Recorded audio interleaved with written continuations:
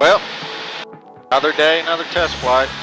In spite of some moisture in the air, this is as good a flying day as I'm probably going to get all year, or for the next 10 years, this time of year. So I'm going to maximize it and execute a lot of the stalls, get this thing finished up, so we can get on to really dialing in the engine, some of the takeoff performance, but I need more weight in the plane.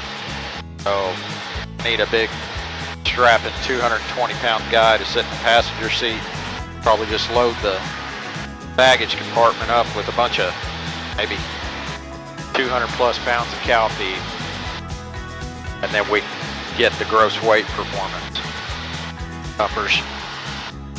Okay. Climb tests done. Body's looking good. It's fantastic, so we will continue on. Well, everything's going pretty good. Let's get down and get a little bit of lunch.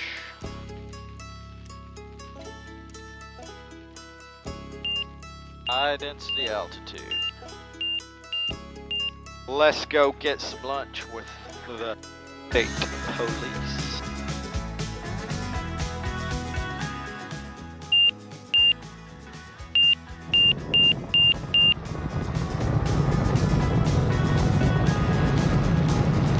Okay. Back to testing.